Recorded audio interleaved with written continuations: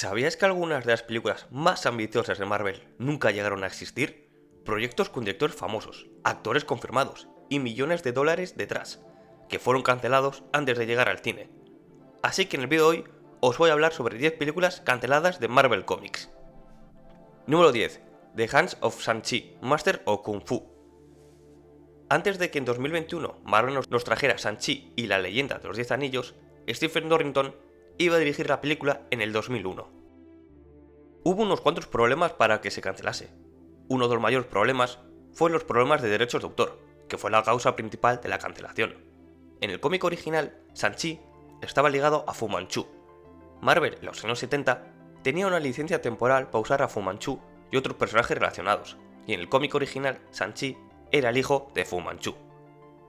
Cuando la licencia caducó, Marvel perdió los derechos para usar a Fu Manchu.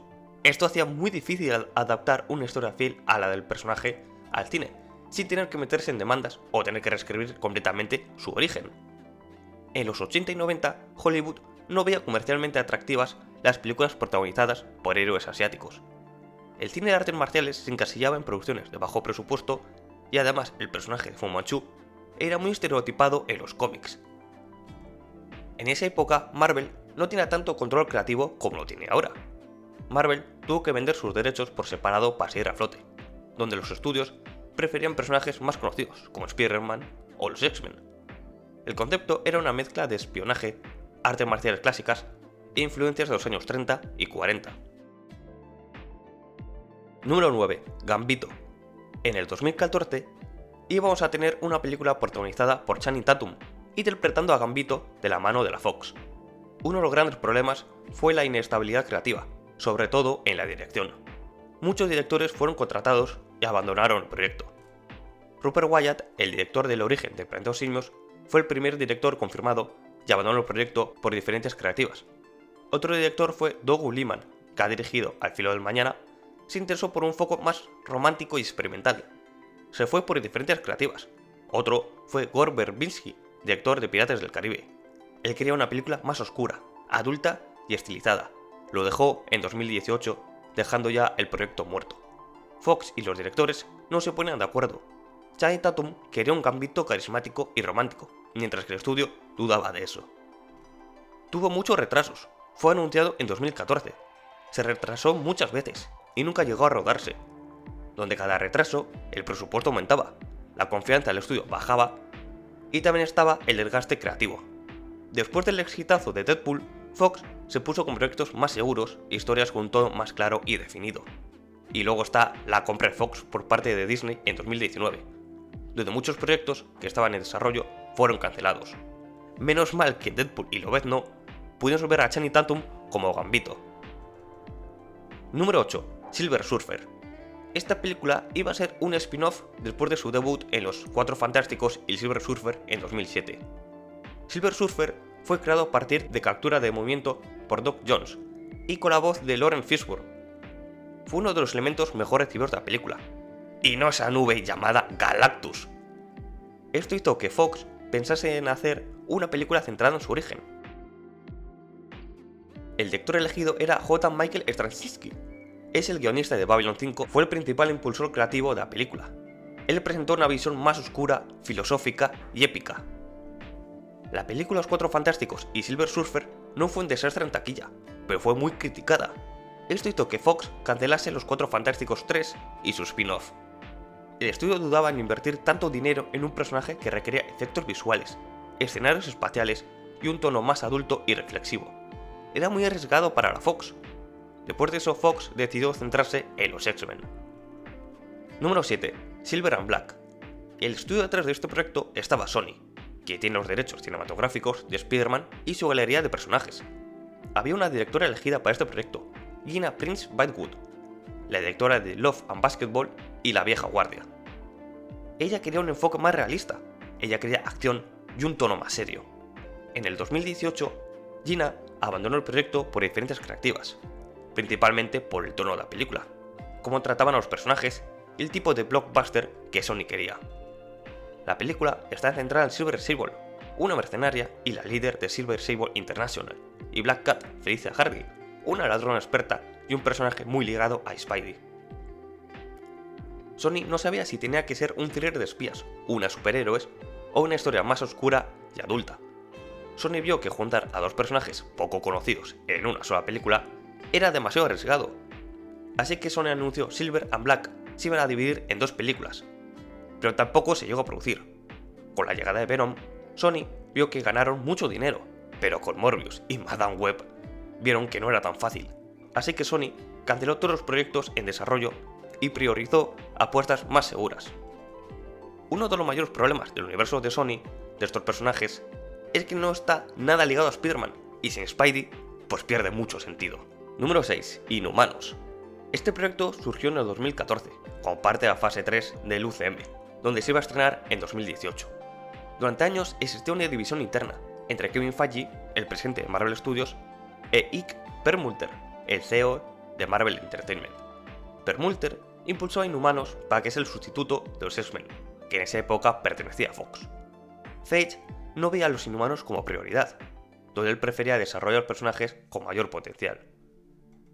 Cuando Feige logró que Marvel Studios respondiera directamente a Disney y no a Perlmutter, los Inhumanos perdieron a su defensor. La fase 3 se está llenando de proyectos fuertes, como Black Panther, Doctor Strange, Capitana Marvel, Infinity War y Endgame. Marvel decidió que no era esencial para la narrativa principal del UCM. Hacer una película sin humanos hacía falta mucha pasta para crear a Attilan, la Luna, muchos efectos visuales y reparto. En lugar de cancelar el proyecto, lo transformaron en una serie para la ABC, que no iba a ser canon. La producción estuvo a cargo de Marvel Television y no de Marvel Studios. El presupuesto se redujo. Y joder, sí que se nota que el presupuesto se redujo. La serie recibió críticas por parte de los fans y de los críticos. Se estrenaron los primeros episodios en cines IMAX. Ni eso lo salvaron. Es que solo hay que ver la serie. Hicieron que Medusa se quedase calva para ahorrarse dinero. A Black Bolt, que entrenó durante años para no hacer ni un solo ruido, en la serie lo tasean y hace un ruido. Es que, ¡buah! Está muy mal la serie, lo siento mucho, pero es que ni terminé la serie. Solo creo que vi los dos primeros episodios y ya lo tuve que dejar de lo mala que era. Número 5. 6 Siniestros. Los 6 Siniestros iba a ser una película centrada en uno de los grupos de villanos más famosos de Marvel, donde Doc Ock, Electro, el Buitre, Kraven, Mysterio o Sandman se juntan para luchar contra Spidey. Eso pasa en los cómics. El estudio está planeando esa película, que es de Sony. Tenían un director elegido, Drew Goddard, el guionista de La cabaña del bosque y director de Malos tiempos en el Royal. Goddard está desarrollando el guión. Él planea centrarlo en los villanos coprotagonistas, y el tono iba a ser de atracos y de antihéroes. Uno de los mayores factores de que se cancelase fue la película de The Amazing Spider-Man 2, que fue duramente criticada y no cumplió las expectativas de taquillas del estudio, donde Sony había cargado muchos spin-off y subtramas sin resolver en la película. Tras este fracaso, Sony canceló The Amazing Spider-Man 3, Los 6 Siniestros y otros spin-off que tenían guardados. En 2015, Sony llegó a un acuerdo con Marvel Studios para integrar a Spider-Man en el UCM.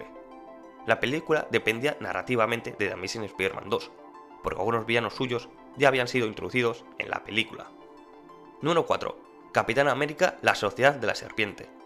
Cuando se anunció la fase 3 del UCM, apareció una tercera película del Capitán América. Se mostró un logo, se anunció una fecha de estreno y que los villanos iban a ser la Sociedad de la Serpiente, liderados por King Cobra. Los directores para este proyecto fueron Anthony y Joe Russo, los directores de Capitán América, El Soldado de Invierno, Los Vengadores Infinity War, Endgame y la película que la sustituyó, Capitán América Civil War. Al final se reveló que la película nunca existió, que era una maniobra de distracción. El verdadero proyecto era Capitán América Civil War.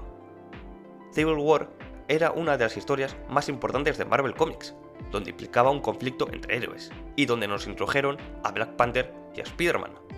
Marvel lo hizo porque quería evitar filtraciones y querían proteger las sorpresas. Número 3. Fantascuástricos 2, lo siento, lo tengo que llamar así. Iba a ser una secuela de la película Los Cuatro Fantásticos de 2015, donde se pensaba expandir el universo y poner mayores amenazas.